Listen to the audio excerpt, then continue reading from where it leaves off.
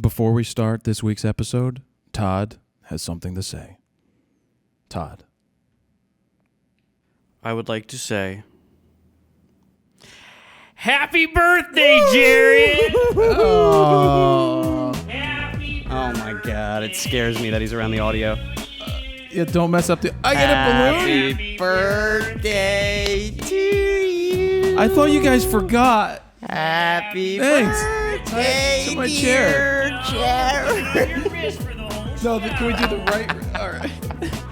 Happy do this birthday to you. And I thought you were going to apologize for something. Is that going to be in the camera the whole time? I hope so. Is that on my angle? That should be good. Can I open my card? Yes, please. Thank you, Todd. Is this from your wife and you? It's from all No, of this us. is from the gang. We remembered. Is there money in here? Well, read it and you'll find out. We're having a drink in honor of your big day, but you're not, because that's what it's going to say. What's it say? Read the top. We'll put it on your bill. Guess we should have invited you, huh? Oh, well, happy birthday from all of us. Who signed it? Taco Bell Becky, whoever Steve is, Who's that? Noah, Naruto put an X. Naruto put an X. You'll have to take a picture of it and to put it up on Meredith. the... It should have been a paw print for like Naruto. Joe, are you not on here? What the fuck, Well, this was Joe? prior. Joe just showed up. Joe just before showed the up. show. Yeah, he And showed Meredith. up. We What'd hid you- it. Todd, did you use your opposite hand to write Meredith's name? I didn't write it. Meredith did. I mean, He signed it dude, himself. Look how Meredith wrote Here, that. show the camera. That's funny. I thought I was going to say, we're having a drink on you because we know you're not going to drink. Oh, that's too funny. Taco Bell bag. Thank you. Thank you guys very much. I was really excited about you having to have a balloon in your wrist the whole show. I'm like, you got a balloon? He's like, we're gonna make him wear it the entire Way to make it a show. little tight. That was the point of it. Yep. Cut off the circulation. You're welcome. Anyway, I'm 35. Anyways, happy birthday, Thank you. Jared. Happy birthday. All Yes. right, let me get started with the show, and then we'll talk about more about this. All right. Jared Poland, Fronos Photo.com. Welcome to RAWtalk episode number 167, my birthday show. like I a should have been in my 5-year-old. birthday suit. Can you get that fuzz What, like, right there? Is that like your leisure suit? I have the leisure You suit. should Your have worn birthday that. suit would be naked. That's true. I know that. Ooh. Well, why not? I'm Any usually excuse to I'm take usually your shirt off. just Any excuse. wait till next week. Oh. That's all I'm gonna say. The pants Uh-oh. may come off next week. Ooh. I'm not gonna tell you why, but let's thank you for the birthday wishes that everybody who has wished me happy birthday today. I am 35 now. Oof. 35, still younger than Todd, Todd's like 70. still prettier than Todd. That remains to be seen. I got you. So let's talk a little bit about a couple of things. So I alluded to something called the Fro Factory on Snapchat, and I didn't want to talk about it before because it wasn't official. Well, can you get that fuzz right there? Oh my God. By the way, we should switch Squirrel. hands because it is blocking light on your face. All right, Is there any way we can cut this off? Pull the string. all right, we're gonna pull this. Let's swap hands. There you go. Joe, go tie that on him. Faster, Joe. Tie But it around don't him like shake the 50 floor. times. Don't look him in the face. You remember what happened last time. Come on, Joe. He's like tying a knot.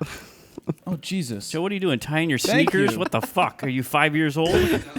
Loop, swoop, and pull through. Oh, Wait, that's man. a tie. That looks funny, actually. Anyway, Fro Factory closed on a building last Friday. Yeah. We recorded on the last Congratulations. Thursday. It's been a long time in the making that It has. we've been searching for a place to evolve the content. Bury the bodies. And we looked at a lot of places too. Well, we had one place, but they wanted way too much money Way and they too weren't much. budging. It's a cool place, but I think what we found is even cooler. I agree. So over the next couple of months, we'll probably do some stuff over there as it gets ready, because right now it's extremely raw. You can see the video of some of the place right now in its raw form, but we're going to get right to work. And the whole point of having a place is to move it out of here. I'm not moving from here. This is my home. Yeah. I'll still make certain content here, but over there we're going to do other content. And not have to worry about constantly breaking down things and setting back up. Exactly. Your neighbor.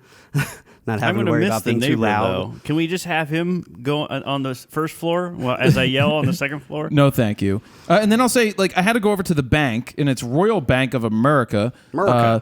And I walked in, and I've never been there. And I had to open a business account so that they could take the mortgage out of it. And they were like, "Hi, are you Jared?" I've never been there. They've never met me. But Well, they you have were, a giant afro. but they welcomed me much nicer than Citizens Bank. Well, Citizens Bank is all right, but it was nice. I've Did never they have been snacks or anything? Did they wish there. you happy birthday? They have a Keurig sitting there if you want coffee. There you go. It's All right right. there. They didn't wish me happy birthday because they didn't know it was my birthday. Fail. So let me talk about Jinxed real quick. Pretentious hipster. So I bought those lockers that we took over there, and Noah helped me get it out of Jinxed and take it to the new place. It was like the coldest day ever, too. It was cold. It was Yeah. very cold. Jinxed is there's like 5 of them, and it's basically what they do is they go to estate sales and they buy a bunch of They buy stuff. dead It's a people's thrift shit. shop. Yeah, they buy old Basically. people's stuff and then they sell it back. And if you try to negotiate with them, they'll look at you like a hipster and say, "No, why are you trying to make me be the bad guy?" Anyway, Noah can attest to this, but he's not going to talk right now about how we were treated when we went in there by the 2 hipster girls that were there. I was like, "Hey, can you guys wheel this to the front?" Well, and explain the I size can't, of but the I'm listening to locker. the hair under my armpits grow. The locker is 66 inches high. It's huge. It's big, but it's not very heavy. But I thought it was going to be heavier. But I asked if they would roll it to the front door so we could carry it out and make it easier. She's like, "You don't want to just carry it?" Well, she saw your guns. I'm like, "You don't want to just carry it?" I'm like, she's like, "We carried it in." I'm like, "Good for you." We carried it Bloody all the way freaking up from da. the basement. Anyway, so that's that. Noah has a confession to make. Noah, Uh-oh. can you bring the confession to Is the he microphone? quitting already? Why is Noah always on my microphone? Because he doesn't get one, but he at least can talk into one. And he always goes around to that side. But make sure you lean in and Yeah, talk lean into the re- mic. Okay. Well, I mean, this is not Talk a good- into the mic. This is already a terrible start because I'm trying to make up for what happened last week. I didn't even realize that we were on camera, and so of course I'm staring into. What did you miss? The cameras all the way around the room? Yeah, I completely oblivious to all the. Cameras. Noah thought we were just doing audio. He didn't see the cameras. He didn't know we were filming it. Really? That's what I So said. I'm just staring off into the distance like a dead-eyed It's a cat. good thing you did a little research before you took the job. Yep. It was, Thanks, key. Noah. All right. And next time, and next time you try to move something, try not to bump the main GoPro camera. You remember when we talk to listeners and we always say research to clients and research all that. Do a little Google searching. Good job, Noah. Good job, Noah. All right, Pluggy McPluggerson time. This week it's a little different. I've got 3 people I want you to tweet at, just like what you did to Borrow Lenses. They saw it. Free shit? Free shit. They're getting all Give free us free shit. Hold on, Dave wants to say something. And here's this week's plug. Let's say something inappropriate and lose another sponsor. So the people that we're asking you to do this with, like you did Borrow Lenses last week. Borrow Lenses loved it, by the way. Did they? I don't know that they're actually giving away free stuff, but I just want Did them to people see. hashtag like give free shit? They were like stuff? at Borrow Borrow Lenses. Lenses. Frono's photo says you're going to give us stuff for free. What I prefaced it with is that, let me check. I got a text. Nope. Peter Hurley said happy birthday. Aw. So thank you, Peter. Shebang. So I want you to hit at Lexarm. Memory. Send them a tweet like, "Hey, at Lexarm. Memory. Fro sent me. Give me free shit." Let's see if it works. I wish it can't- was that easy. I can't guarantee I need you. cards to store my porn on. I'm not sure they're actually. I'm sure they're going to actually give you stuff, but maybe they will. And do the same thing for at Video Blocks and at Adorama Pics. Do it all separate. Do it all for them, or you could do it all together and say, "Hey, all of you people, give us free shit." Why? Because Yes. Fro sent me. Yeah. That's it, that's it. It worked for Tether Tools. It did. Well, the thing with Tether Tools is that we didn't have really communications with them. None. They didn't know what we were doing. Nope. But the fact is that ended up being like a great guerrilla marketing plan, a marketing thing for them without even trying to be, which Yep. means, hey, Tether Tools, would you like to be on the Wheel of Fro and become a sponsor of the show? Now Hey, that we've- Tether Tools, would you like to make sure my laptop doesn't fall off my fucking lap? So what's going to happen is he'll kick it off the tether table. As soon as I get one, this is breaking for sure. You know what's funny? He goes, somebody tweeted, they're like, could you send Todd a jerk stopper so maybe he can stop being a jerk? Shut up! All right, let's get to photo news. What are we doing? Oh, by the way, we have an interview coming up later with a friend that we met in Vegas, Eric Adams. We'll definitely talk about that. He's only here so that we could use him to get to other people. It's not really true. That's Jared's MO, FYI. It's not really true because he's going to use me just as much as I use him. But that's how things work in Kind this of like world. the rooster. That's uncalled for. I hope I'm not Private even gonna, jokes in public places. I'm not even gonna acknowledge that, Todd, because nobody at home is gonna get it. That's fine. Dick. Tweet me, I'll tell you all about it. Eric's interview is pretty good. He's a really good guy. We're gonna explain this later. We're going to exploit him later? Is that what you I said? said explain him. Oh, I later. thought you said So exploit. let's get into photo news music, and why don't we do it as? What could we do that shut up Todd music or Todd's a jerk music?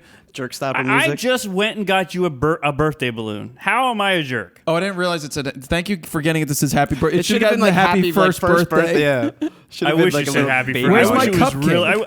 There was also a smiley face one. I was like, I should just get that one. But Where's my or get well soon? I should have got cupcakes. I want a cupcake, bro.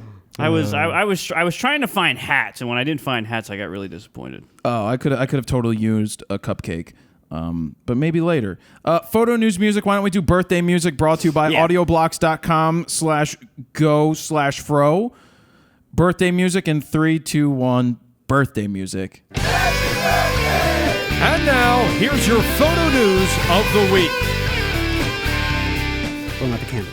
I was wondering what was sorry. going on. You don't blow out my candles. That made my tip tingle when you did that. That's horrible, Todd.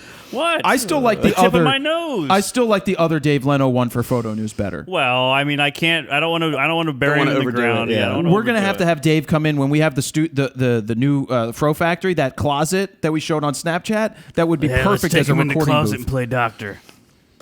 All right, First photo up, news. we've got Sports Illustrated laid off its top 3 photo heads. How am I supposed to drink water? Director of photography Brad Smith, photo editor Claire Burgess, and photo director John Blackmar. It was only a matter of time. Only a matter of time. Now, this news comes only a year after they laid off all their staff photographers. Now, there's no known confirmed departure date just yet, but if they leave before the Super Bowl, the coverage by SI will most likely be greatly affected. And Photo Business Forum notes that this round of layoffs comes as SI's parent company, Time Incorporated, continues to try to convince photographers to sign its controversial photography contract, which has like copyright issues and pays relatively like little compared to historical notes. Hey, and you stuff want like a that. job? Sign the paper. Oh, Phone call already? This early? Hey, whoa, what's going on over there at the sports, the illustrations over there with the sports and all that? I mean, how are they going to take the pictures of them naked broads? I love that, you know what I mean? I'm going to have to, me and my boys, the union boys, are going to have to come out and crack a couple fucking skulls like they do in the NFL. And by the way, happy Concussions. birthday, you stinky fuck. Goodbye. oh, I can't wait till Meredith wishes me a happy birthday today. That's going to be great. If everybody can, because they signed the card, we might as well get them on the phone throughout the show. Definitely. To see if they're calling Great in. idea. Thanks. Photographer Steve Brown shot a Star Wars-themed Last Supper photo, mimicking the great painting by Leonardo da Vinci. The image features the Emperor, that's so loud, in the middle, replacing Jesus with Darth Vader as Judas, with 4 stormtroopers as the other apostles, mimicking the original hand gestures and all. Now, they also cloned them all in the final image and composited it in post to have like a full table of stormtroopers. Oh my God! So look up this photo. There's a Last Supper that was done in Israel. Okay. I believe. I when I was in Has a Israel, guy was- named Jesus in it? no, It's weird. Jesus wasn't Was in Judas it, but in that one? it was done in. I think it was in the 1960s during the 6-Day War or something. I could be wrong, but when I was in Israel, they had a large reproduction of this covering an entire wall because it was made of Israeli soldiers. They painted doing it some on the kind wall? of no, it's a photo. It's a famous Oh, photo. okay. I'll have to look it up. I don't think we can show it, or maybe we can. Actually, we may be able to show it because we're talking about it, so we could show it. If I find it, if you find it, send it to I'll me. put it up there. It's just a really cool photo.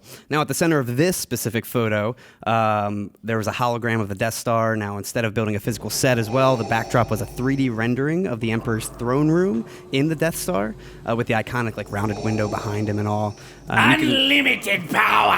And you can see some behind-the-scenes photos over on the website, along with the final image. Plus, you can check out a screen flow of the 3D rendered backdrop being made, along with what he calls a motion poster version of the image, which Cool. is basically like stars moving and stuff in the background. Nice. Where the I window bad is. It's like a feeling cinemagraph. about this. Yeah, exactly. It is pretty cool. Moving on to other creative photo shoots, our buddy Benjamin Von Wong, he did another one of those underwater shoots, this time with a model surrounded by sharks. You saw this one, didn't you? Yeah. It all took place in Fiji, which is known for its shark dives, with sharks being most active and and light rays hitting the ocean just right. It all had to be done in a 2-hour time frame between 11 a.m. and 1 p.m. So before I say that, I just got a tweet from Famous Birthdays at Frono's Photo. We hope you have the best birthday ever. What the hell is famous? Does that mean I'm famous? No, not at all. It says it right That here. must be a misprint. Famous Birthdays. Oh, are they verified too? They're verified. Ooh. Then they also have 269,000 followers. The Discovery platform. Anyway, I don't think I fit into their... Okay, keep going. Now, this underwater photo shoot elapsed over 3 days, with them being underwater a total of 6 hours, about 2 hours each day, while the team waited in a nearby cave for that perfect moment where real sharks would be surrounding the model, who was champion freediver Amber Burke, who was also weighed and tied down to She stay can really in hold her position. It also came with got great lungs. complications, so limited oxygen, obviously, She waiting was for the tied right down light. underwater? Yeah. Yes. Oh. Well, it's a... Okay, keep going. So again, waiting for the right light, they had to wait for complex communication. There was also specialized equipment involved. To pull it off, Wong used a Sony A7R II, Sony FE 16 to 35mm lens, and a Nauticam housing with a 180mm dome port. You're a naughty cam. Now, the project was for a good cause as Yacht. well. Von Wong is raising awareness about sharks, and he's helping to petition for a no-kill policy and the creation of a new Malaysian shark sanctuary. Yeah, good luck with that. He says, in quotes, "As a photographer looking to create meaningful work, this was the perfect opportunity for me to create a series of images that would promote the shark's beauty while advocating for their protection." Is it my turn to talk yet? One more thing. He goes on to say he wanted to create a series of images that would help break those stereotypes and show that it is possible for us to coexist together in perfect harmony. And then he's got the final images over on the website, along with a behind-the-scenes video on the whole shoot, too. Is there a whole shoot, or is it just 2 minutes? It's a 2-minute behind-the-scenes shoot, yeah. You need to show Video. more behind-the-scenes video. There's not agree. enough behind the scenes. Two, But he took a bunch of pictures. Are there any nip slips? No nip you know, flips. Sorry, we know Todd. that more people die from cows every year than sharks. My thing with the pictures are these particular photos. They don't look like photos. They look extremely highly stylized, edited. They look more like Photoshop rendering artwork than photos. It looks like a photo was used as a base, but then they're great and they're cool, and it's awesome that he puts himself in these situations that I can't see being able to do that. It's not what I've ever done, but the photos themselves, they don't look like photos. They look like artist renderings more than photos. I agree. I wish that it would look more like. I wish it wasn't over processed. Yeah, I just think that's his process of editing. That's him, because a lot of his shoots mimic that whole kind of 3D rendering. I think a look. lot of his mimic it, but are less. I think some other ones look less over processed. This one looks too over processed. Yeah. So next. What? I'm just laughing at the balloon on his arm the whole time. Drone slayer William Meredith is in the news again after a judge dismissed charges against him for firing a gun within city limits a few Again? weeks ago. No, it says after a judge dismissed charges. Now the drone owner and operator John David Boggs, the one that he shot down, is firing back with his own lawsuit. Now Boggs claims he wasn't peeping or invading his privacy. The main issue for filing the suit is to win clarity to protect the right to fly responsibly without fear of being shot at. Now, Boggs' suit claims that at no time was plaintiff capturing video or still images of defendant or anyone on his property. Or his daughter, right? Like his daughter. He is seeking damages for his aircraft and for U.S. District Judge David J. Hale to resolve the boundaries of the airspace surrounding real property, the reasonable expectation of privacy as viewed from the air, and the right to damage or destroy an aircraft in flight. And he says... Sky rockets in flight. Boo! Afternoon delight. Afternoon delight. Now, I also want to note that Boggs' lawyer, who is James Mackler, he's a former Army Black Hawk helicopter pilot who specializes in drone law, which I didn't know was a thing. Mackler says, depending on the verdict, companies like Amazon, who are about to set out their drone delivery system soon, might be in trouble. You know what they're going to need? What? Anti-aircraft protection. Yeah. They're going to have to They'll have flares. Those little Eric would know about this stuff from his military There you go. stuff. He'd be able to tell us about anti-flares and all that stuff to stop Meredith from shooting it down. And then talking about that whole Amazon drone system, he says if every property owner has a right to take a shot at them, that pretty much ends that particular business model. We could start a new game. I mean, Yeah. that'd be fun. Who can shoot the drone? Now, Meredith says he looks forward to the count's resolution of where private property ends and the open sky begins. Phone call. Wonder who that is. Hide your drones and your daughters. It's Meredith and Martha. God damn you son of bitches! I tell you what, you can take me to court. You ain't getting shit from me. I am untouchable. You know what I'm saying? I cannot be touched. I'll shoot down any damn thing I want. I'll shoot down your drones. I'll shoot down my wife if the bitch don't get off the damn ladder trying to dust up while I'm watching the Super Bowl. And by the way, happy birthday, Jew. Goodbye. Thanks, did Meredith. he write that on the card when he signed his name? Happy birthday, Jew? I don't know. I Did he was write afraid that? to meet him out front when he came by to sign it. It said that he likes to be called Willie, too. He by actually the way. delivered it on He a likes drone. to be called what? Willie. Willie. That's what he goes by. I like Meredith. Just FYI. So, new year, new cameras from Fuji. Fuji released 3 new mirrorless cameras last week, an update to their flagship, the X Pro 2, the XE2S, SEX. XE2S, and the X70. So the new viewfinder is capable of instantly switching between optical and electronic modes. This is the X Pro 2 we're talking about. It has a multi-magnification function that can automatically switch your magnification depending on the lens that's mounted. And there's an electronic rangefinder that shows the electronic viewfinder on top of your optical viewfinder. Other main specs include a 24.3 megapixel X-Trans APS-C CMOS 3 sensor with their new X Processor Pro, which has 4 times the speed, they say, of standard processing. It shoots 8 frames per second with a new autofocus system that has 273 autofocus points, 77 which are phase detection, which covers about 40% of the frame as well. And it also has a max native ISO of 12,800, Todd's favorite, which is expandable up to 51,200, and it shoots 1080p video at 60 frames per second. You know what gets me about their cameras? What? Well, they have great color rendering. Yes, they're really I agree. vibrant and punchy, but they make a big deal out of the whole film simulation bullshit. That's pretty big with them. That's yeah. pretty big. That's because those are JPEGs. They're shoot raw. Like, don't shoot it in JPEG. Yep. Just because you want film, you can replicate that stuff later You can. and have the raw file. So this specific camera will be out next month for $1,700 for the body only.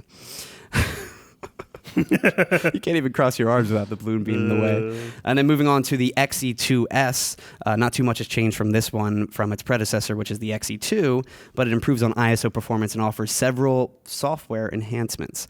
It packs a 16.3 megapixel APS-C X-Trans CMOS 2 sensor and a max native ISO of only 6400. Sorry, Todd. But it is expandable to 51,200. Now, it features a rangefinder style X viewfinder system, that's what they're calling it, with both a real-time viewfinder with a 0.62 times magnification and an electronic viewfinder with a lag time of 0.005 seconds. Pretty much not even there, which Fuji says is the world's shortest display lag. It also has 77 AF points, with 15 being phase detection. Other main specs include 1080p at 60 frames per second, half a second startup time, built-in intervalometer, Wi-Fi, and a whole bunch more. It'll be available next month for $700 for the body only. And then that last camera they released, phone call first. Hello? It's Taco Bell Becky. Proof that photography is totes easy. Hello? Hello? Is Jared there? Hello? Yes, Taco Bell Becky? Hi. I was on my Twitter feed and I saw on the famous dickheads that it was your birthday today. I bought some extra tacos for you and I was going to bring them over, but I am. So I'm sorry about that. But I'll have them back out in about 15 minutes. So happy birthday. Goodbye. Oh, that is just disgusting. Thank you, I Taco just Bell threw up Becky. a little bit. Oh, man. So now they have also the X70, which is their first X series camera with a touchscreen. The fixed 18.5 f2.8 lens camera features a 16.3 megapixel sensor, APS-C, with a max native ISO of up to 6400 and again expandable to 51,200. Now the camera features a 3-inch tilting touchscreen, 77-point AF system, 8 function buttons, Fuji's film simulation modes, Love it. your favorite, a completely silent electronic shutter with a max speed of 132,000th of a second, and again 1080p at 60 frames per second. Now this one will be out next month for $700 as well, and you can see promo videos of all 3 cameras over on the website, along with a link to the full list of specs. And I listed everything. Photo.com/RAWtalk-167. Yeah, I didn't want to list all the specs, so I figured you can go there Thanks. and check that out. And also during the press event, when they announced these new cameras, they took a little hit at DSLRs, saying that DSLRs weigh 2 cans of beer more than a Fujifilm camera. That's if you don't drink them. French-Moroccan photographer Leia Allahu, or Layla, has died from injuries. She suffered from an Al-Qaeda terrorist attack last week. Yeah. She was just 33 years old. Now, while being parked outside a local cafe as a gunman opened fire, she was shot in the leg and thorax and taken to a local hospital where she then suffered from a heart attack and passed away. no. And at least 30 other people died during the attack, No. which also wounded dozens more. She was there on assignment by Amnesty International to create a series of photos on women's rights, and she studied photography at the City University of New York before starting her career in Morocco and then Lebanon. Now, horrible. Jack Lang, a former French minister of culture, says she was an artist who shined. She was fighting to give life to those forgotten by society, to homeless people, to migrants, deploying one weapon, photography. Now you can see some of her work over on the website. I posted some pictures there, which features themes of migration, cultural identity, and also displacement. But rest in peace. That's a shame. That is horrible. It is. Okay, keep going.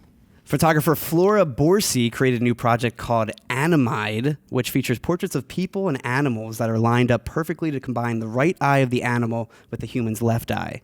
Now, the animals used range from Was a cat. there a Left Eye Lopez sighting? There wasn't. But the animals are cats, birds, there's a snake, a rabbit, a Were there any pufferfish. waterfalls? What? Were there any waterfalls? No TLC reference at all. Okay. Nothing. jeez. Any But monkeys, though? The human eye, no monkeys either, I don't think. What? Route 2 wasn't there. The human eye colors match perfectly with the animal's eye color as well, with the human also mimicking like the look of the animal. For example, like the image featuring a dove has like the model painted all Was white. Prince there? While the black cat portrait has the model rocking like cat ears and a painted nose. Now, the portraits were taken with a Canon 7D and done in studio, while the animal overlays were supplied by Adobe stock and combined in Photoshop later. They should have went to graphic stock. And they should have gotten actual animals, animals, and then it did would have been right even there. cooler. But these animals do look like they were shot in studio. They did a really good job compositing this in post. Nice. You can find a link to all the portraits from the projects over on the website as well. Again, very, very creative. Another phone call. We It's need a secretary. Naruto, proof that any monkey can take a picture. Hello? Hey, look. Oh, you're calling to wish Jared a happy birthday. All right, well, that's nice of you. Oh. Sounds extra angry. You, what? Oh, you had to return all the gifts you got him because your P to payday didn't come through. Oh, I'm sorry. Well, all right. Well, I'll tell Jared happy birthday. All right. Leica unleashed their first rugged underwater camera. It's called the Leica XU, Type 113. How much is this? This $700. This one's about $3,000. Oh. I think Todd, I thought they were all $700. No, that's today. Fuji. This is Leica we're talking about. Way different. So again, it's called the XU. It features a fixed Summalex 23mm f1.7 lens and is waterproof down to 49 feet. It's also shock resistant, freeze resistant, and dust sealed with an anti-slip rubber exterior. Good for Leica. The battery and memory card slots are also protected by a fail-safe double locking system. Now, spec-wise, it has a 16.5 megapixel APS-C sensor, a native ISO of 100 to 12,500, 5 frames per second, built-in flash, which is also fixed like right above the lens. It's kind of weird looking.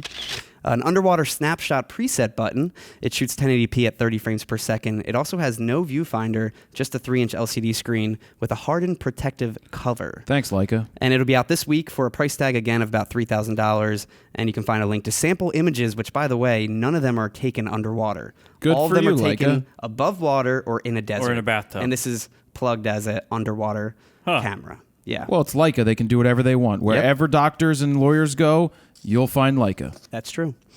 Now, back to Fuji. The company says they are actively researching on testing medium format cameras, or medium format sensors, I should say.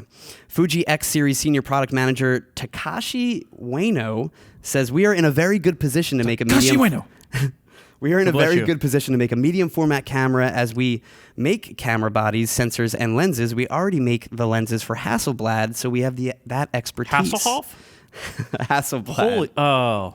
Now, he goes on to say, in quotes, at the moment, Fuji is not planning to launch a medium format camera, but we are conducting research and testing sensors in this area. He adds, we have a good history in the medium format market, and I think we would be successful again.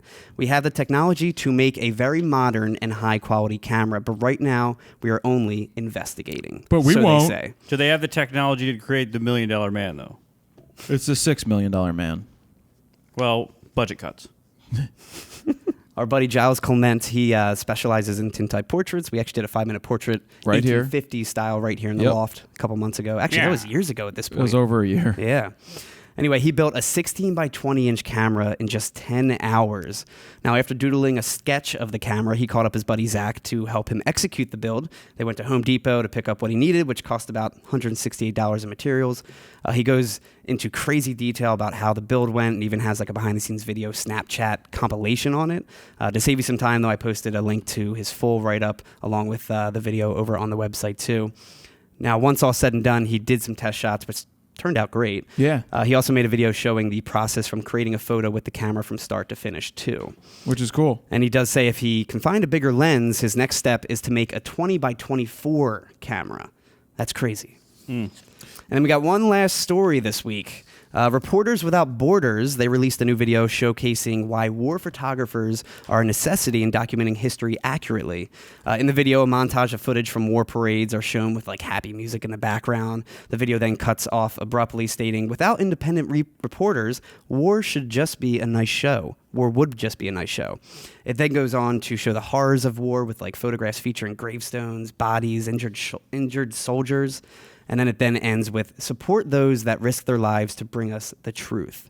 Now, the organization says the number of conflict photographers covering wars has dwindled 40% over the past 15 years. Who wants to put themselves into that I situation completely and end agree. up like that girl? Yeah, seriously. So they add that governments paint a heroic and rosy picture of war through their official photos and videos, but it's the frontline photographers that show us the realities of violence, injustice, and suffering. Which we learned in Mockingjay Part 2.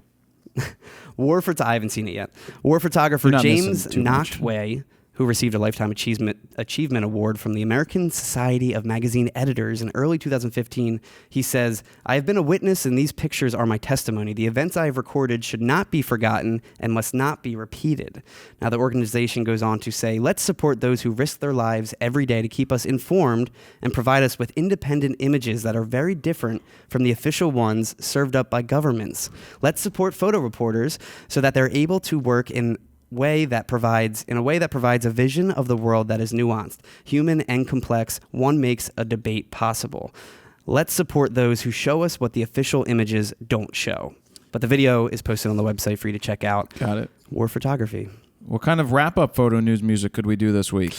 I mean, we know. did birthday to start. Have more birthday music. All right. It's freaking birthday. Let's keep the party do going. let's do the younger Jared's birthday music. Younger Jared's birthday music. Okay. I got a He-Man. In audioblocks.com/go/Fro to get all the audio that we use for this section. In 3, 2, 1, and go. Mom, where's my He-Man? Damn it! And I want my cupcake. Where is all my stuff? So he blows out his candles. Remember Lolly Jagger. don't want a members only tag. All right, let's move into this. I'm going to preface the interview. Yes. And then you're going to get out of here. We're going to get our interview. We're having Eric Adams in here. He is a veteran journalist, photographer, and automotive reviewer, former senior editor at Men's Health, Aviation, Military, and automotive editor, Pop Science, Smithsonian Magazine. And the reason I'm having him on is so that he can do an article for Men's Health on these guns. Dave? And now, here comes the Raw Talk interview where Jared will make it mostly about himself. Touche. So let's get into the interview, but this really is for a lot of you guys out there, because some of you have the day job or a job that you're working, but you also love taking photography and trying to find how you can combine the two. Well, we're going to talk about that as we get into this interview. Pretty solid stuff coming up. Get ready to listen to it, and let's get right to the interview. Right meow. The whole karma thing with GoPro coming out with that, it's kind of, you were saying that, well, I think it's late too. Mm-hmm. We know it's late to the game. You have so many different drone companies out there. Yeah. And we don't know, I mean, honestly, to give them credit, we don't know what they're doing, what they're bringing to the table. That's different about this drone. So I'm anxious to see what the product is, a drone from GoPro. That's cool. And it's kind of frustrating because you want people to focus on what they're good at. And you see all these drone companies making the cameras as well. I would rather they focus on making great drones and not worry about being camera companies also. And now you have a camera company which has the best camera that anyone would want to put on a drone to begin with. Well, in the small form factor. In the small form not factor, DSLR. Yeah. No, of course. Yeah. But I'm talking about like for the consumer level drone. It's a great camera, and now they're building a drone. Is this going to be a good drone, or is it going to be better than the DJI? It's just too much crossover. Well, DJI got smart in the way that they decided to make cameras because they already had a great drone. Right. And they're like, you know what? We're just going to make our own cameras. Yeah. Which is smart. So anyway, you're in the tech world too, right? Yes. Do you write for tech? I write, my primary outlets are Popular Science, Men's Health, Gear Patrol, which is a predominantly digital outlet, and then a lot of other sites that I contribute to as well. Wirecutter, which does a lot of technology reviews, and Ask Men, and Wired occasionally as well. So there's a lot of places where I go. So I do technology. So I was at CES, where I met you, and then the automotive stuff and other things as well. So yeah. So how long have you been writing? I've been writing since my first day in college. I didn't do much before that, and then I showed up, went straight to the school newspaper for some reason. It was just, Providence led me there, and I started writing then, and then have been in the magazine business since I got out of college in 1992. So 25 years, give or take, of being on magazine staffs. Smithsonian, Air and Space Magazine, their aviation, and so you can get us into the Smithsonian to do a podcast out of there. We could probably work something out. Yes, you hear that, Stephen? We're gonna get there. Victory! Yeah, that would be cool. Yeah. So there, and then I worked for an architecture magazine as well, and then Popular Science, and then Men's Health. So you were on staff for these people? It wasn't freelance. No, it wasn't freelance. I was at Popular Science. I had what I still maintain is the coolest job title in publishing, which was the aviation, military, and automotive editor at Popular Science. So you cover quite a bit. I covered quite a bit. It was great stuff. And then I went to Men's Health and was on staff there as a senior editor, doing technology. Like I covered the technology and I covered the automotive for them, but it wasn't my primary responsibility there. I also did a lot of health content and financial and relationship stuff, whatever Men's they Health ask. did. Yeah. Yeah. So let me tell people at home, this does relate to photography because Eric is transitioning to offering photo as a service now that you're freelancing, right. And now he's not working salaried for any of these. Well, that I know of. Nope. It's just independent doing this. So it's figuring out the transition from one avenue that was paying the bills to now being freelance to figure out how can photography play a part in that, because you have to be multifaceted today. Right. Has photography always been a thing? It has not. It's always appealed to me. I've always been a photography enthusiast, and I always fancied myself a shooter in my 20s and 30s, but never took it seriously. And then when I started doing a lot of technology, I would of course get access to the cameras, be it through just writing about them for Popular Science and for Men's Health as well. So I would get the test loans from Nikon, from Canon, from Sony, and I would get to learn how to use the stuff. And then we did a photo shoot for our December tech guide at Men's Health, where one of the cameras in there was a full frame Nikon. I started playing with that, and I was just blown away by what it could do, and also what I was able to do with it. And that sort of started the ball rolling. But then I also did a couple of features where, for Men's Health, we collaborated with Red Bull and did a series of videos, one up Mount Kilimanjaro and the other into a slot canyon in the Grand Canyon. And so, of course, I went on those trips, and that was really my kind of breakthrough moment, my aha moment, where I was like, I want this to be part of my life. I'm getting great stuff. I'm enjoying this. It's wonderful to be shooting in these scenarios and to have the benefit of traveling for work and being able to shoot interesting stuff while I'm doing it. So it all sort of started there. Right. So you've been able to, you have the writing, you've started to figure out the photography part, but what happened with working salaried for these magazines? Are the magazines just trying to find their way, or have they all switched to the freelance model, which is like what Sports Illustrated has done for photographers, and all of these other, like Rolling Stone, all of these magazines have switched to, we don't want staffers. Right. Editorially, they're still core staffers. Photographically, it's still very much freelance driven. RAWtalk, which publishes Men's Health, has a photography department. They have photographers, but they're not really editorial photographers. They serve sort of like the company, not the editorial mission necessarily. So Men's Health will always work with its cadre of freelance photographic contributors. Editorially, the editors do. The magazines have editors, but most of the writing for most magazines is freelanced out. A lot of the writing, a lot of like little things here and there will be done by the staffers, but also, and each of the staffers will have the opportunity to do bigger features or whatever. But for the most part, they need the editors to be editing, and they need writers outside to be doing it. And there aren't many staff writers at magazines. There are tons of editors, and the writers are independent. So how has now that you're a double threat, you've got the writing, you've got photography down. How is that helping you now that you're out on your own? It's open. It's making me a lot more appealing as a resource. Okay, and I've worked with a lot of clients, even when I was on staff. So I still freelance to the side. So I have a lot of outlets that I worked with, even while I was on staff. But now that I'm able to fold in photography, I'm able to do a lot more. And there's some outlets that aren't interested. There are some outlets that have their contract photographers, and that's fine. And if I get to a point where I'm good enough to be working as a contract photographer for one of those outlets, that's great. There are others who are perfectly thrilled for me to be contributing my photographs as well.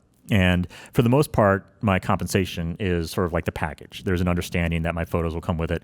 In particular, one of the outlets I'm having the most fun with right now is Gear Patrol. They are a sort of upscale lifestyle, adventure, travel, motoring magazine. They're predominantly online, but they do have a print issue now. And they love my work. They love the photography. They love the writing. So it's working out very well for me to do both the writing and the photography for them. Are you finding that they want your writing, and then they assume that now you're just going to take photos and they don't have to pay for them? Yeah, that's part of my learning curve, is knowing where to draw that line. Okay, because I'm just starting out relatively with the photography thing. That is my challenge, is figuring out, okay, at what point do I start separating these things? And it's hard because I am having a great time with the way it is, and financially it's working out fine. They're giving me the dollar amount that reflects the amount of effort that I'm doing both on the photo side and on the reporting side and the writing side. Well, it's nice to have both. It's nice to go to somebody and be a double, triple threat, because if you start adding video to the whole thing, well, on their website, they're now going to want video clips to lead into the magazines, or it's the digital version online or on your iPad, which digital versions still suck. I like magazines. I like reading them. Yeah. Even though I can make the text larger on the other stuff. You need to. We were talking about this at dinner, Nikon's dinner, the Ink magazine. Right. Ink is my all-time favorite tech magazine, or it's my favorite tech magazine right now to read. Right. Because it seems like it's written for somebody like me. The articles are great. The photos are great. It's laid out extremely well. But I'll get back to the now you're a double threat. You become more sought after. And that's the thing with you guys out there is a lot of you have other jobs that you do, but if you can incorporate the photography into it, if you work at a clothing manufacturer or a clothing style company, actually, what's the guy's name? Is it Mike Bergman? I don't know if you recall. The guy in Chicago was at the RAWtalk. Big dude. Mike works for some kind of aviation company. They do jets. They do decals or something for the jets. Well, he started taking photos of the jets for the clients because they own these things and they're wealthy because they own these jets. And they're starting to ask for him to do more photos. So he's been able to. He has that job in IT and also taking photos now. It's starting to expand his business because he's got this and he's got that. So. I mean, everybody wants photographs. I mean, most companies have a need at some point or another for photography. And if you're on the road as a salesman or something, but if you're on the road and you're shooting stuff and you're making it look good and you're doing great work, there's no reason that can't be part of what your contribution is to your company, and that you can't start to transition if that's what you want to do. Well, talk about the transition of having the every 2 weeks that money bag going into your account to now having to change that mentality. Yeah, it's tough because, yes, for the first 25 years, that dump truck full of money would show up at my doorstep every 2 weeks in the bank account. And now I have to make every cent show up. And some people were programmed for that, and they've done it their whole lives, and they don't know anything different. But when you suddenly make that transition, which, in Men's Health, I was doing fine, but I was sort of like at the end of my space there. I was sort of done with it and, ready to move on to something else. And I realized that I wanted to be doing my own work more than creating, than sort of managing the work of others. And so that was my primary motivator. And getting out there and suddenly having to be productive and be disciplined about the work, there was a learning curve for that, because you can spend 4 hours, you can wake up at 7 a.m. and spend 3 hours goofing off on the internet, rather than actually either, being a rainmaker or actually getting stuff done, or going out and creating something that maybe gets picked up. Maybe gets picked up or maybe doesn't. Well, because that's the thing too, is like when you're traveling to all these cool places, because we'll get into that with the cars, how they take you places and let you do things. But you have an opportunity to start a YouTube channel, to have your blog, do the reviews, and do it for yourself. And even further than that, I like doing the marketing stuff. You can bring in underlings, friends that need positions too, and ask them to write specific columns or share so that you can have even more content, but it's your voice. You're giving your voice to what you're doing, and it makes everything that you do useful in content creation. Yeah, absolutely. And that's the next phase for me. So I've been doing the freelance and beginning the photography for the last 2 years. And the next phase is to take it to the next level and figure out, okay, what is my presence going to be online? I can just keep doing what I'm doing, which is having the outlets, which are big outlets, Popular Science, Men's Health, those are all good outlets, and have them be the home for my content, or I can start bringing that content into my own site, or creating fresh content that none of them have. Or there's more. Get this. Tell me. Or they're basically using your content, posting it. Your YouTube channel will get posted on their on their page. Right. So they're using your content. You're a contributor to them. They may not be paying you, but it's the added reach that you're getting. Like, hey, by the way, because in your video, you like my video? Please subscribe here on YouTube. Boom, subscribe button's there. They get content that they're not paying for, that they know is quality, that brings traffic in, and it also helps you expand your reach, because now you don't have to go out there and work as hard, though you should work extremely hard to get new people, because you're utilizing you could do different segments for different magazines, and you can basically say, look, you used to pay me X to do this. Now what I'm asking you to do is post these articles. I'll do a column for you. Right. And you can have it on your site. You drive traffic to it, but I'll get new subscribers. You get content. I get subscribers and reach. Yeah. Did you think of that one? That's in the sphere of, but never put quite so directly in my own head. So that's the kind of coaching that I came here for. Oh, that's why you came here for the interview? I came here to make my career better. Can we mention who you sit with from time to time? Our mutual friend? Oh, yeah, Gary. Yeah. Yes. Because I'm sure you get the same thing out. He'll probably just spit off a bunch of things to you. Yeah, absolutely. About it too. No, I mean, he's terrific. So the Gary Vaynerchuk connection, when he was still doing Wine Library TV, he that his first book was published by RAWtalk, which publishes Men's Health, and I was on staff there at the time. And he started doing a few wine columns for the magazine, and I was his editor at the magazine, and so I would produce those with him. And then that stopped, and he went off and started becoming Gary Vaynerchuk. But of course, he used the magazine stuff to help grow the brand. Oh yeah, it was part of his whole. I mean, everything grows his brand. Everything he does grows his brand. And so I kept following him, and and I'm really sort of interested in what he's all about and what he's doing and his advice. Not only interested journalistically and sort of like what is this guy's role in business right now, but also personally, because how can this guy help me? So I'm developing right now a couple of stories that, I'm sitting down with him and being kind of a fly on the wall in his some of his meetings. I hooked up with him at Vegas and sat down and chatted with him there during CES, and just kind of following him to see how he does what he does to turn that into an article. But Right. I'm learning along the way as well. And that's the cool thing. So guys out there, I'm a big fan of doing this now. Go onto the Twitter. It's at Gary VEE. Yes, VEE. So it's at Gary VE. So do something. Say something like Fro sent me at Gary, at Fro Knows Photo, at Gary V. Make sure you do something and say something like Jared sent me. I'm paying attention. Just so that he hears about this. Do you have a Twitter? I do. What's your Twitter? Eric Adams 321. So ERICADAMS 321, and that's my same as my Instagram. All right, put that in there too, so that he knows that we sat and talked, and just like send 100 of those out there, so he knows it. That he'll appreciate that. Yeah. Yeah. So this is cool. I mean, I'm free if you want to ask questions, marketing wise or thought wise. I'm all for that. But let's talk about the car. Well, actually, the MSNBC thing. Okay. What was that? That was years ago. That was when I was at Popular Science. I was like I said, I was the military editor, among other things. And this was before the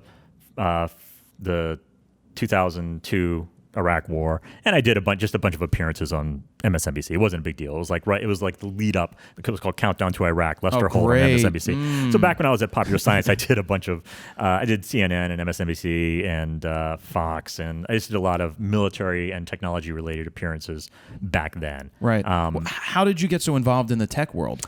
It started with working at the Smithsonian with Air and Space magazine. I've always been super into cars and aviation. I sort of grew up around aviation and technology. That's always been extremely appealing to me. And then I started to get taste of that working at Air and Space, which is a very technology-oriented magazine. But then also Popular Science, of course. When I get there, which was 2002, I started being able to, I did aviation, military, and automotive, but also a lot of consumer electronics as well, just because I can't not by being on staff there. So I started to learn that world as well. So I now have those 4 or 5 subjects I can hit. And now with Gear Patrol, with travel, so. And so anywhere you go, you can make content for a multitude of things. Exactly. Like a daily vlog, or just where's Eric now? Yeah. What you're talking about, what toys you're playing with. Simply, you look at what Scoble does. He just holds his face, his iPhone in people's faces awkwardly, and they just talk about the tech, but people follow along because he's just always engaging and talking about that stuff. So we were talking about cars. Yeah. What does this typically look like when a new car comes out? How does this work for you as a writer? Okay, so I do automotive coverage for Gear Patrol and Popular Science, and I've been on that beat for about 10 years, beginning with Pop Sci. And what happens is the car manufacturers, whenever they launch a new car, they have to get it into the hands of the media, into the hands of automotive journalists, and increasingly these days, bloggers and all sorts of varied content providers of any stripe. This is why I had Eric on, so that he could help us get to the Bentley people. I will hook you up. I want to drive a Bentley, followed by driving a Lamborghini, followed by driving McLaren. Well, I don't know how to drive stick. You don't need to now. Oh, everything's not stick. There's no sticks anymore, Sweet. Which is sad. I mean, there are sticks, but all the primo supercars and sports cars come with paddle shifts. Oh, all right, They're cool. still manual transmissions, but they are electronically controlled clutches. So you just beep, beep, beep, beep, beep, or the computer can do it for you. Right. So anyway, whenever the car companies launch a new vehicle, part of their marketing campaign is to get it into the hands of the journalists, and they will hold media launches for the car. And that is, so the thinking is, it's sort of a necessary evil. You have to fly in all, like if you have a big car It's coming out. It has $1 million, Well, multi-million let's dollar. talk about the new Bentley, Okay, so we so can send this to them so that they realize we're advertising it for them. Yeah. So that we can do an interview. So we're going to do photographers drinking coffee or tea, because I don't drink coffee. So photographers drinking tea in Bentleys while Eric's driving it, and we can do interviews in the back using the rear view camera. Yes. But it'll have to be driven off-road because the Bentayga, which is the new Bentley, is an SUV. Yeah, sure. It's So- meant for off-road. Yeah. Can we get the $172,000 clock option followed by the food service stemware that comes in the back? Absolutely. So let's hear about this, how it works Okay, for theirs. so whenever they launch a car, they hold a press launch at a specific venue. So they'll rent a castle in Scotland or a racetrack in Spain, or in the case of the Bentayga coming up, a racetrack and resort in Palm Springs. And they want it to be a nice place, not to coddle the journalists, but so the car looks good when they're photographing it. They do interesting, challenging roads so that the media can get a good sense of how it drives. And also so that when they photograph it, and people do videos, there's so much video going on, so much Sure. photography going on now, it all looks good. So they pick an exciting, interesting, novel environment. Which is why they need to send us out there. Exactly. And so the media, they'll fly in media in waves. Like they'll do, for instance, they'll do all of Europe one week, and then all of Asia next week, and then all of North America the week. And then within those, they'll have 3 days be automotive press, 3 days be lifestyle press, 3 days be bloggers and social types. That's cool. So it's just getting the car into as many hands as possible, and you Yeah. can't just shoot out 700 cars to journalists the first week it's there. So that's how that works. And because of that, so I go on a lot of those, and that allows me, like what I'll typically do. So if I go to something really interesting, I'll add a day or two on the end of it or the beginning, and just go shoot. Yeah. And just go out, have fun. And part of it is shooting the cars. And using that because that's what I do now. I contribute my review of the car, but also the photography of the car. And I try to make it interesting. I have to try to like rip it away from them at sunset. Yeah. So I'm not getting all these like direct sunlight midday Sure. shots. But then I'll go and just add a couple of days where either I'll have the car or not, and just work on my photography. Which is cool. So let me change courses for a second. At what point in this generation, or at what point for you, did your degree become not even a thought when people were hiring you? That's a really good question. So my college degree Yes. was English. Yep. And I don't know. I imagine after like 10 years, it didn't matter, because once you've decided where you're going and once you start producing that content, nobody cares where you came from, up to a point. I mean, the media always loves I went to the University of Maryland, English degree. I didn't get a master's. I didn't at the time, I wasn't really sort of geared toward that. Hindsight, I probably should have, but it very quickly became not a big deal. Which I think is more the case today. Yeah. If you can prove that you're worthy, Yeah. it doesn't matter. Like real world experience should trump just about everything else. And the knowledge that you have, I have this vast knowledge about airplanes and aviation, and you can't just hire someone to go acquire that instantly. And the same thing with the cars and the consumer tech. And now the photography, I didn't go to photography school. Right. But I'm doing it, and I'm working hard at it, and I'm trying with every single press of the shutter to get better. Right. So- And that's paying off. Yep. That's cool. What scares you the most right now? That's a good question. I mean, I'm what you might. I mean, in this transitional period of my career, where, as we said, I've had this 20-year plus sort of steady gig, and I have a wife, I have 2 daughters, I have a car, I have 2 cars, I have a house, and all of that's scary. Is making sure that everything is covered, and that I'm bringing in the amount that I need to bring in to maintain the lifestyle to which we've become accustomed. And so that's scary, but it's also, I'm trying to be very Gary V about it. It's also exciting, because I'm like, the world's my oyster now. I don't have to adhere to one publication's mission. I can do whatever I want. I can take chances. I can go places and roll the dice on something that I sort of pay out of pocket for and may or may not get results, but I'm not accountable to anyone but myself and my wife. Right. And she's very supportive. And I've done that. I have no problem getting up at 3 a.m. to go shoot a solar eclipse, Atlantic City over the ocean and seeing if I get something good out of it. I got no problem. I mean, the photography thing is fun because it's not quite as I don't want to say it's not cerebral, but writing has its own challenge. You're sitting there and you're doing nothing for 3 hours trying to get words on paper. Right. But photography, you can just go out and start doing it a lot easier, and it's a lot more fun because it's sort of you get instant results and you can see what you're doing. And so that's a different kind of side of me, and that's why I'm so attracted to it. I think there's an element of conquest to it that has a lot of appeal. And as a writer, you like that as well because you're going after a story. Photography is a sort of a different side of the same coin. So let's take the last couple minutes and let's get into that marketing thing where you want to spit questions this way and we rapid firely help you figure out what maybe an answer or a direction or something. Okay. I mean, there's a lot of venues I can go through. I don't feel yet that I'm naturally a YouTuber necessarily. I might be. It might be that a year from now I am. Right now I'm focused on the outlets that I'm working for. So PopSci, and they all have online presences and they all have print presences. So my content is out there. And I have my Instagram, which is sort of like my darling right now.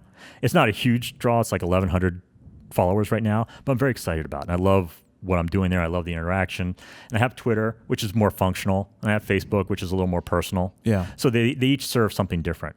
My question is, how much should I make each of them serve? How much should I even that out? Okay. So, well, it depends which ones are converting the best for you. But what I'm thinking is when it comes to Instagram, if you are traveling, there's a lot of people that love cars, writing the hashtags of cars. So if something new comes out, you're hashtagging it and adding it. But I would probably work with some other Instagrammers or Instagram institutions that do cars that don't get to cover shows or don't get to cover new cars, and just be like, I'm going to give you these photos as long as I'm tagged in it and you know I'm your reporter for the week or reporter for this car. That's going to help grow your Instagram following. On Facebook, knowing that Facebook is an older demographic now, those are the people that can afford the cars that you may be showing. So saying a YouTuber, we like to call now you're more of a creative. You create content and you put it out into the world wherever it lives. So I think that Facebook video, anything that goes in video on YouTube should be video that goes on Facebook as well. Right, okay. But on Facebook, it can be the shorter, quick content. It could be longer content, but it's geared towards the supercars that you're doing because that stuff gets shared. It's all about the virality of it and how quickly it gets shared because that helps grow your following. So the sports cars that you do, there's a lot of people that can't afford it, but they want to watch what you're doing about it. Do something unique and interesting that works for you, that resonates with the people there on Facebook. It's going to work well on YouTube for searches. It's just a matter of figuring out the keywords and the titles and the things that get people coming in. Yeah. But hitting those platforms, that gives you your video reach. Instagram's going to give you the still photo reach, but they all work together. Right. But posting your photos automatically to Facebook from Instagram, not a big fan of that. You want to engage in each social place in a certain way. Right. So, I mean, that's what I would focus on for you. If you're going to get into video is you either have somebody sitting with you in the car or you set it up on the windshield and you're talking to it as you're driving. You make it your own. What works for you. And it's... I wouldn't come up with you're not coming up with a plan of saying I must do this, this, this, and this. You just throw shit at the wall, and whatever starts to resonate the most with people, you keep doing that. Yeah. Like that's the thing with what we do is that some things will work and some things will fall flat, but you just need to keep trying it. Do you see all of these, what of these channels do you have sort of like the most success with or the most affection for? Like, what's your darling? Is it YouTube? Yeah, because YouTube is where I started. Yeah. So YouTube was where I went from day one. But Facebook is a great place to interact. Right. I do very well, but you need to not be on your personal page. It should be. Yeah. It should be a business page, though I'm hearing that a lot of people are starting to do the personal page and doing well with it because people can follow it. But somewhere on there, being able to get your content out there. But YouTube is the darling of where I started. Right. But we also diversify across multiple channels. Yes. And do you create content for these specific channels separately? Or do you sort of like create something and then sort of cater it for each of those? Certain content is specific for certain channels. So Facebook Live, when I'm doing on Facebook Mentions and I'm doing things live, I'm doing that specifically to talk to the Facebook audience. Okay. Or if I'm doing something that's Instagram only, then it's going to be Instagram only. I mean, that's the type of thing that I'm doing. But if you can do some content a certain way, that it works multifaceted. Like when we make a video, an unboxing video, Right. we'll put that on YouTube, we'll put it on Facebook, and it also gets uploaded to Amazon because they're using my videos as well. Right. So getting back to bring Gary V back in, because it always comes back to Gary V. He said, and this will be actually the second YouTube video from a prominent YouTuber that I've been in the last 2 weeks, because I showed up in one of his out at CES when I met Sure. you. But he said to me that 2 years from now, even as mid-40s guy, I'm going to be all over Snapchat. What, like, are you? I've been. I mean, I was not as early as like Steven was on there much earlier than I, but it was about finding a voice that works for you. Right. Right now, Gary is really heavy into pushing Snapchat. Yeah. That's what he's pushing, and I'm sure he has good reason for it. It's about finding what's going to work. Now, the way that I've been using it recently is, let people know that things are alive. You can go watch the new RAWtalk, but the response part about it is, by the way, take a video, a 10-second clip for Snapchat and send it to me of your favorite moment. Right. Or I could say send it out to your readers too, because then that could help be like, oh, well, we think this is a funny show, we should check it out too. Yeah. So I try to do a lot of the interaction. I don't know how Snapchat's going to evolve to get the 40-something and 50-something people to want to go there. What's really strong there is the discovery thing. Right. The discovery stuff, even Live Nation's discovery thing is so filled with content and videos and photos. That stuff's great, but as a everyday person, we don't have access to do the discovery part of it. But you can do your Snap stories. Right. Yeah, 'cause it's I've experimented with it a little. I haven't produced anything for it. It's all kind of a mystery to me. So I'm really curious if that's something I should be paying attention to. I think having a piece of everything, yes, but I think Snapchat, I don't know how you organically build a following on Snapchat unless you already have people that are going to pay attention. Yeah. Because you need to tell them to go follow your Snapchat. That's what I see a lot of people do is they go from their YouTube and say, hey, I've got Snapchat, you can follow me over there. Right. Because I don't know how organically you get people to just randomly find your snaps, because they're not out into the world for searchable. Maybe they'll become searchable one day. Yeah. Maybe they'll have categories. Maybe they'll have things of that. They also failed recently at the 99-cent store to buy the cards and stuff. Yeah. They were trying to sell that. Well, they already yanked it. So what's your end game here? What are you striving for with either your individual career or Frono's Photo? What are you going for? For me, it's a lot of keeping me busy, Yeah. keeping me active. I love being active. I love creating. Yeah. I mean, if I can create every day, one, I love creating and it helps me. Two, it can help other people. And when I say helps me, I mean mentally, keeps me doing something. Right. Because if I'm sitting still, Steven and everybody else that I work with will tell you that they'll get just 8 million texts of ideas from me, and they're like, shut up, go do something. And I'm like, well, and that's for me. But the end game is just to continue to build this. Yeah. Keep making content. Keep making fun and informative content. Help people, which we get emails all the time of how we've helped people become better photographers or just better creatives altogether. Yeah. That's it, and moving into some other fields as well that we'll get into in the future. Okay.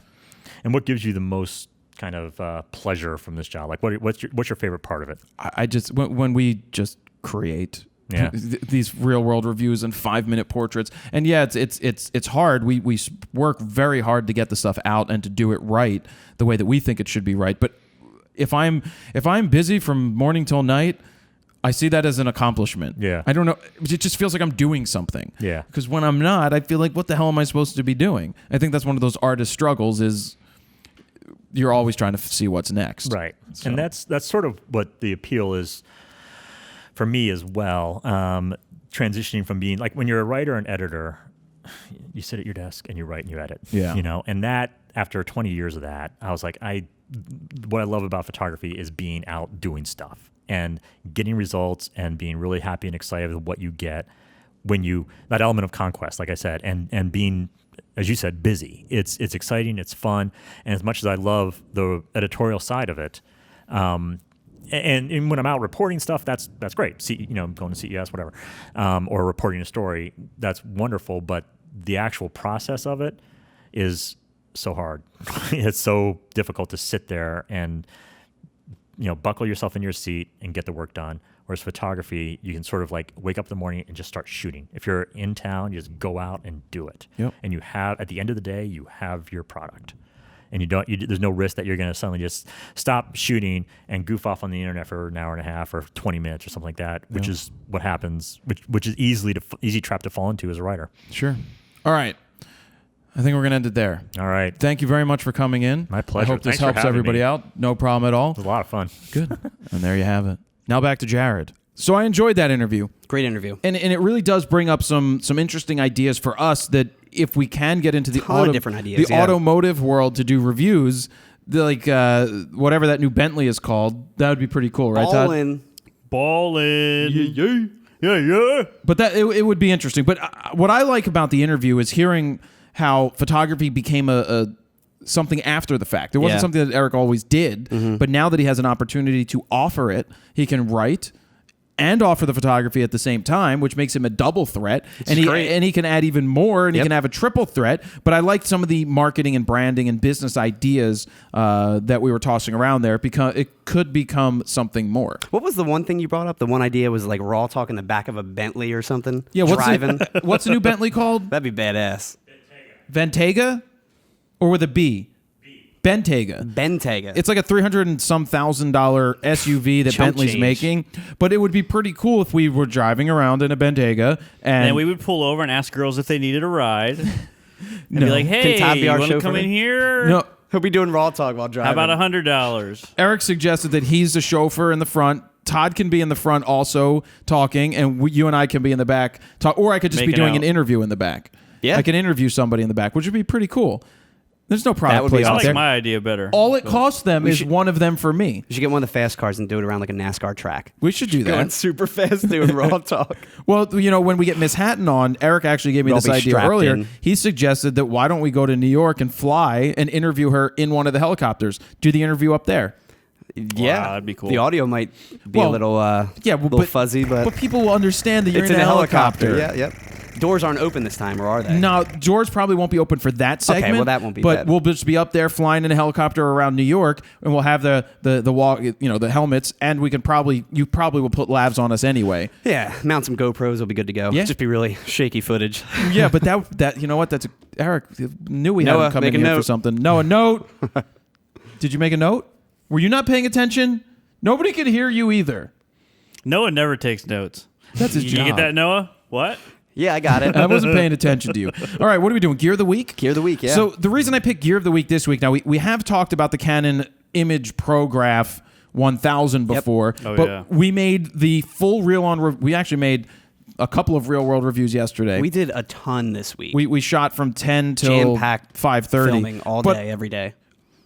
yesterday was when we finally figured out how to print full bleed. 2 days ago. Full bleed on the Borderless, yep. Borderless. Here, I'm going to show it while you talk. Yep. So we finally did Borderless. Now, you did have to crop this one. Well, because it's 17 by 22. Exactly. Because it's not your Nice. native aspect ratio that you're shooting with. That's a great image. Now, That is you nice. don't prefer borderless, though. You do prefer full frame with an even symmetrical border, correct? Yeah, I like the. If you More want of to it hold here, them, too, there's don't a you? couple if you want to show them. But I like full frame. But if you can't, that's when you do a border. But then for some of it, you do something like this. This is one we did of Modest, and of course it's cropped because that's how it prints on a 17 by 22. But this print right here took about 5 minutes to come out in standard. Wow. I generally would want to print in the highest quality possible, but we needed to print it out pretty quickly. Best prints ever. So the prints look fantastic. Oh, and this is the initial trial run. Yeah, this Who's was this douchebag? This was what happened. So you'll hear in the real world review why this has a white border, because I couldn't figure out how to get it to do full bleed. I called Canon. They explained it to me. We made the correction, and that was it. We're going to turn it into a dartboard. Put that one behind your desk, so every time you turn around, I'm like just looking at you. No, we're gonna throw darts at it. That's I'm what we're gonna doing. hang it up over your bed. That's a new so place. so very happy with this printer. Can't wait for you guys to see this real world review.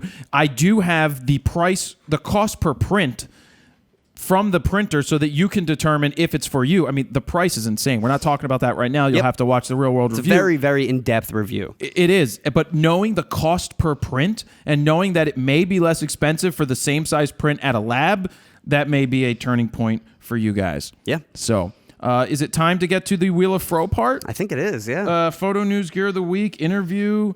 Wheel of Fro. Let's get my Wheel of Fro out here, Joe. Please. Todd. It's Joe. It's Joe. What does he do? Nobody knows. It's Joe. It's Joe. Now sit the fuck down. Good job, Todd. Thank you for improv. I sent that into singwheelofro@gmail.com. Yeah, so what did you pick this week? Well, I've got a little handful here. The first one I have is from JT. Justin Timberlake? Yes. Turn the Jonathan volume Taylor up so we can Thomas? actually hear it. JTT. JTT. What happened to him? He went on, got a degree, and got out of acting. Good for him. Yeah. Oh. Wait, it's not my dad. You're hooked Oh, up. my But goodness. it's my Now dad- It disconnected me. But it's my dad's brother. Hold on. Yellow. Hello. Hey there. How's it going, Uncle Gary? Yep. Happy birthday to you. Well, thank you very much. Aw. You're welcome very much. I hope he How sings old to are you. Now, Jar? I'm 35. 13? 35. Oh shit. You can't be 35. Yeah, Then again, I can't be 71. So that's true. how have you been? Everything's good. We're actually in the middle of recording the show live. Well, Oh, okay. sort of. Well, then listen, I'll get you another time then. Yeah, but I wanted to answer it because every week my dad calls and for some reason he calls on the show. But I thought it'd be funny that you called this week, so that's why I answered it. Okay, good. All right, good. Go do your show. I'll talk to you later, and have a great day, kid. All right, thank you. All right, bye. Oh, Uncle Gary sounds like a good guy. And there you have it. That's my dad's brother. He's like, how old are you? 35? Oh, 35. Shit. Where were we? What did we have, Todd?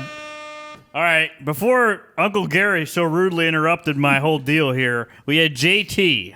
JT. Jared Bolin has this show, Heal Fro.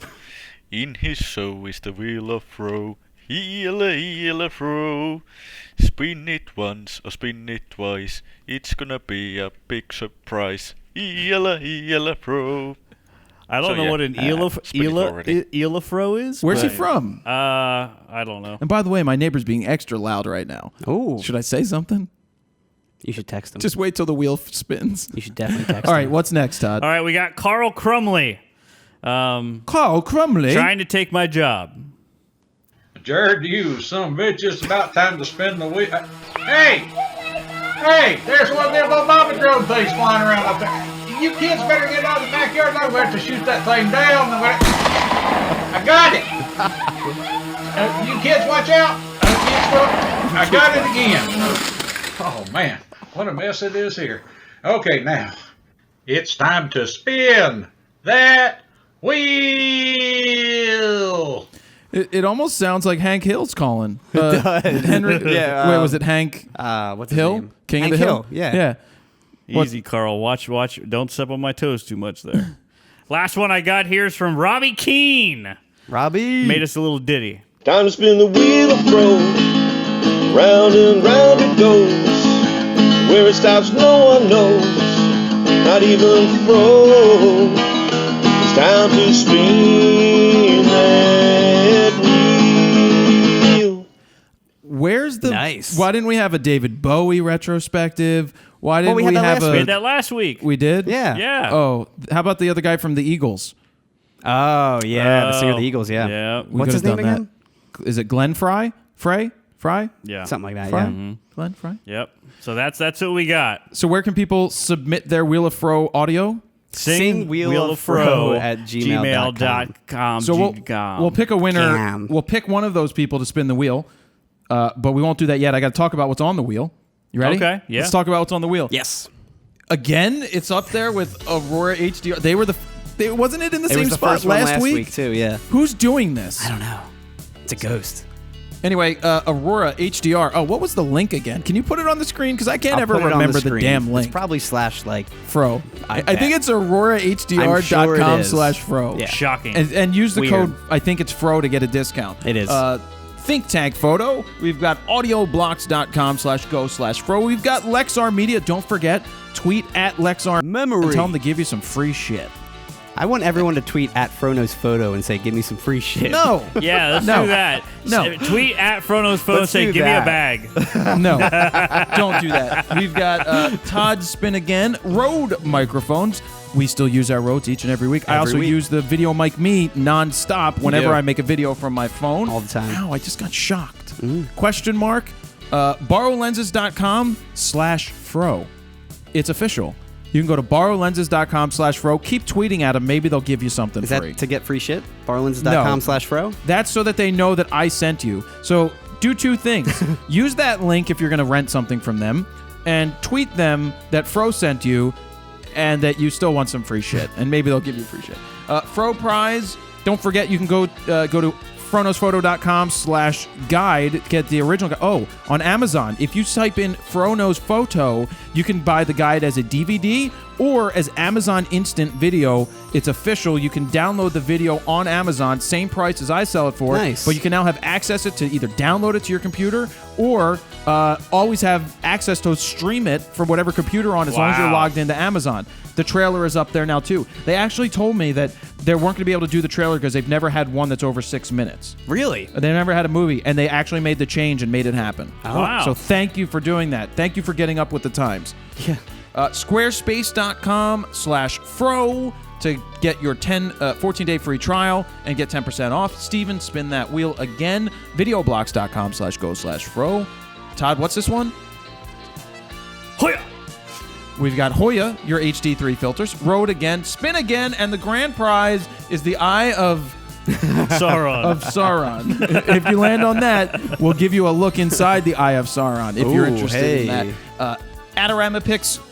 I don't have a code for that. Just I need to get you guys more codes. Just so tweet do at this. them. Tweet at Adorama Picks. Say we need a Fro code, and they're going to send you back a Fro code for something. I don't know what it is, but I'm going to make sure that they do that. So at Adorama Picks, say, hey, Adorama Picks, Frono's Photo said, give me a freaking code. They're going to give you a freaking code. What time is it, Todd? Oh, we've got to say who we're going to spin. We've got to pick who we're going to... All right, Yeah. who do you think? I think I like the song. Oh, okay. acoustic I was song. going to say the Meredith impression. Oh, so it comes down to me? Yeah. I think I'm going to go with the original song. Okay. All Who right. did the song? That was Robbie Keane. Robbie Keane, congratulations. Meredith guy, that was really good as That was well. good. A lot of sound effects, too. I just think your accent wasn't on point enough. I don't think you exuded enough energy. I mean, it's kind of like You gotta almost knock over shit when you do that impression. you gotta be like, what is going on? It must be something. I think my mustache shave, got dude. stuck in Yeah. here. All right, what time is it, Todd? Time to spin the wheel of Fro. Round and round it goes. Where it stops, no one knows. Not even Fro. It's time to spin. Round and round it goes. Where it stops, nobody knows. The text is about to come in. Like, what is that noise? Wait Did for you it. really need to do Wait that? for it. It's once a week. Yo, bro, turn it down. Once a week. Oh shit. Twice a week. Oh, I'm sorry. So much for once a week. Sorry, one more and then that's it, Ben. I apologize. Just spin it. Hoya hard. Oh, I'm gonna get. He's so waiting for me to leave. Please land on something that isn't Todd spin Todd again. spin again. Oh, Oh, am I going to spin again? oh, thank God it's not for you to spin again. Oh, congratulations. You just won something from VideoBlocks. All right, Robbie Keane. Videoblocks.com/go/fro will get you your free sign up. Maybe they will give you maybe they'll give you audio blocks too, so you can use it in your That would be sweet. That would be your good. other things. Yeah, because So, they have loops and stuff for music. They do have loop. Oh, and then it would be royalty free, so we could Yes, totally sir. use it. Yep. Yes, sir. Cool. Cool. So congratulations. You can still send in your audio to singwheeloffro at gmail.com. Yes, sir. Thank you, Todd, for the balloon earlier and the You're card welcome. from all the characters. Where'd you get that idea from? Oh, I thought of it. I'm always thinking about Jared. So, you know. Are you really? I'm always on your mind? Like when, Georgia? when are you specifically thinking about him? When he texted me and said you should probably do something for Jared's birthday. I didn't say anything. No, I didn't. Well, thank you guys all for that. That was great. Happy birthday. Happy birthday. sir. Thanks. What about where's the hashtag? Yes. What could HBD Fro. Happy birthday, Fro. HBD? Happy Is that a comment? birthday. Well, I know. Yeah. It's horrible. That's I don't like hipster. that. That's HBD is- hipster. HBD. I don't like HBD. How about, I got some penicillin how about for that in college. hashtag Happy happy B-Day, hipster Fro. birthday. No. Happy B-Day, Fro. Something with hashtag. something wishing me a happy birthday. Make it up. Some birthday, hashtag. Chew. That is racism at its finest. That is inappropriate. Steven, you're gonna apologize right now to the Why would people. you even say that to that damn hairy bastard? Don't even be anti-Semitic. Semenistic. So come up with some kind of hashtag for that. Don't forget to do the at Lexar Memory. the at Video Blocks one, the at Amarapix one. At Frono's photo. and borrow at lenses. Tether Tools, hurry up. Oh yeah! Don't forget, if you've made it this far, tell Tether Tools to hurry up. They've done a post and the poll was to send Todd a tether It's table. like 85% yes. And there was a couple Exactly. no's, though, which is probably That's just probably- Joe. I know. Joe was the only one that said no. He's like, don't give him that. Oh, jeez. All right, so we're gonna round it up there. That is RAWtalk episode number 167. You can get all the photo news, stories, and more over at fronosphoto.com/rawtalk-167. And that's it. Jared Poland, fronosphoto.com. See ya. Bye-bye. Time to spin the wheel of Fro. Round and round it goes. Where it stops, no one knows. Not even Fro. It's time to spin